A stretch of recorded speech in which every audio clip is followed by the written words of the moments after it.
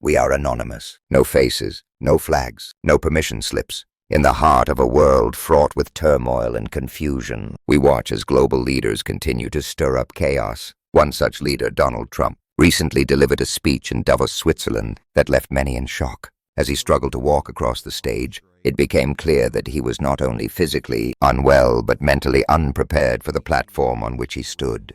The speech that followed only reinforced the notion that Trump's grasp on reality was slipping further away. As Trump arrived in Davos, it was hard to ignore the fact that he could hardly walk straight. His unsteady gait was a signal of what was to come. He started his speech, and it didn't take long for the audience to realize something was terribly off. He confused Greenland with Iceland, not once but multiple times. The missteps were staggering. He spoke about Iceland as though it had caused a dip in the U.S. stock market, only to later refer to Greenland as just a block of ice. It wasn't a simple slip-up. Trump made a point of emphasizing that the U.S. had been attacked by Iceland.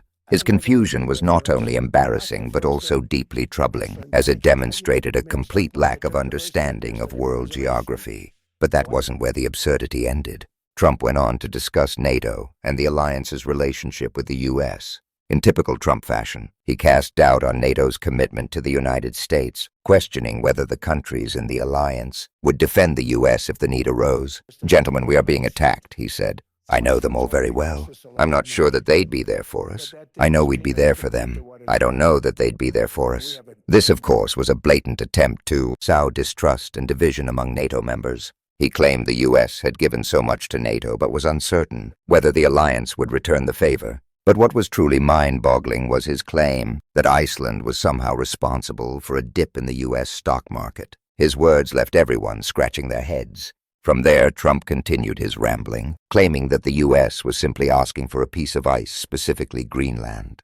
"All we're asking for is a block of ice," he said, as though the acquisition of Greenland was as simple as a transaction. His words painted a bizarre picture of U.S. entitlement, with Trump pushing for ownership of a territory that is already a part of Denmark. He claimed that Greenland's strategic location was essential for world protection, even though Denmark, a NATO member, already oversees the territory. "Just give us the block of ice," he insisted, suggesting that the U.S. could provide protection only if it owned the land. As if his ramblings weren't strange enough, Trump took a moment to threaten Canada. He told the Canadian Prime Minister to remember that Canada lives because of the United States. This kind of rhetoric was typical of Trump's attitude toward allies. He saw them as subordinates rather than equal partners. He criticized Canada for not being grateful and for not showing enough appreciation for the U.S. He mocked the Prime Minister's speech, calling out the lack of gratitude.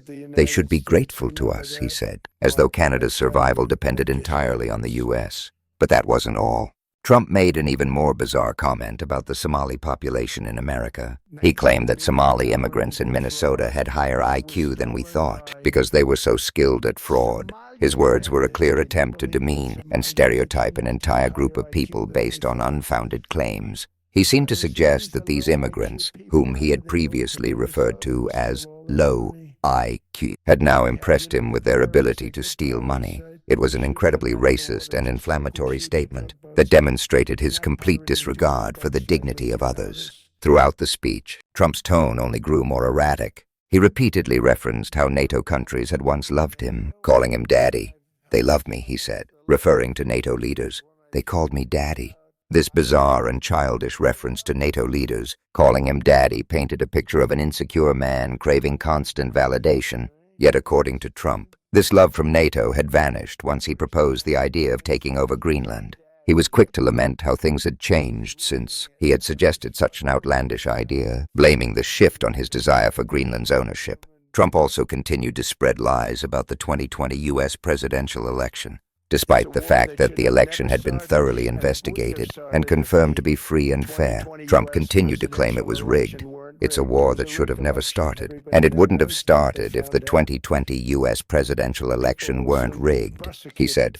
"Everybody now knows that. They found out." This persistent denial of reality only undermined the trust in democratic processes and sowed further division. He then turned his attention to NATO again, making another baffling statement about why he needed to own Greenland. I can't handle something that's a licensing deal, he said, further emphasizing his delusion that owning Greenland was the only way to protect it. His argument made little sense. Greenland, as part of Denmark, was already protected under NATO, and the idea of licensing a territory was something that only Trump could conceptualize in such a way. No one protects something they just license, he said, in a moment of utter confusion. Trump also claimed that prices in America were dropping across the board: grocery prices, energy costs, airfares, mortgages, despite all evidence to the contrary. Grocery prices are down, energy prices are down, airfares are coming down, he said, as if to paint a rosy picture of an economy that wasn't reflected in the daily lives of most Americans. This was more of the same, the grandiose claims, with no basis in reality that had become his trademark. He went on to make an overtly racist statement about Minnesota, criticizing the state for importing foreign cultures that can't even build societies of their own. This comment was not only offensive but also deeply ignorant. Trump seemed to view the diversity of the U.S. as a threat rather than a strength, demonstrating his inability to understand the contributions of immigrant communities. Trump continued his speech with more bizarre anecdotes, including one about a Swiss official who had supposedly rubbed him the wrong way. He claimed that when he asked for everything from Switzerland, the woman he spoke to repeatedly said, "No, no, no," which he found deeply frustrating. He complained that Switzerland, a country with a significant trade surplus with the U.S., had been unwilling to meet his demands. The fact that he was complaining about such a minor issue at an international summit was, in itself, a testament to his unpreparedness. He then made further outlandish claims about helping Minnesota, suggesting that the state didn't appreciate what he had done for it. "We're actually helping Minnesota so much, but they don't appreciate it," he said, blaming local leaders for beating up on ICE.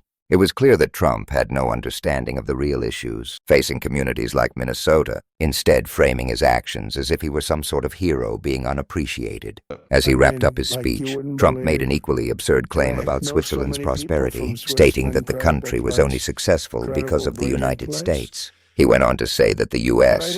had helped make Switzerland great by providing them with access to American markets. He even claimed that Switzerland was only good because of us, a strange sentiment to express in the heart of Europe, surrounded by world leaders.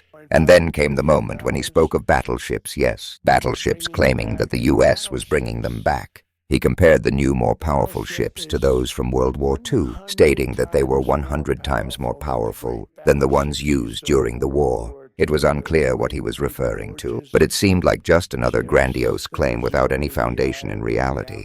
Trump's speech continued to spiral further, with more ridiculous claims about the U.S. military, and he even mocked the audience by suggesting that, without the United States, they would all be speaking German or Japanese today. His revisionist take on World War II was not only inaccurate, but also a slap in the face to the countless people who had fought and died during the war. Finally, Trump hinted at the possibility of using excessive strength and force to take Greenland, before quickly backpedaling and claiming that he wouldn't actually invade the territory. It was a statement that was as reckless as it was unnecessary, showing once again his complete lack of understanding of international diplomacy and law. In the end, Trump's speech in Davos was a disaster, an incoherent, illogical, and outright embarrassing performance that made him look unfit to hold any public office. His lack of self-awareness, combined with his relentless self-promotion and delusional worldview, left everyone wondering, how did this man ever become president of the United States? As we look back on his speech, one thing becomes clear. Trump's legacy is one of chaos and confusion, a leader who was more interested in making a spectacle of himself than in contributing to meaningful global dialogue. His actions continue to show us the danger of placing someone like him in power, a danger that the world is still reckoning with. We are anonymous, reminding you that knowledge is power, and only through awareness and action can we ensure that such individuals do not hold sway over our futures. Stay vigilant.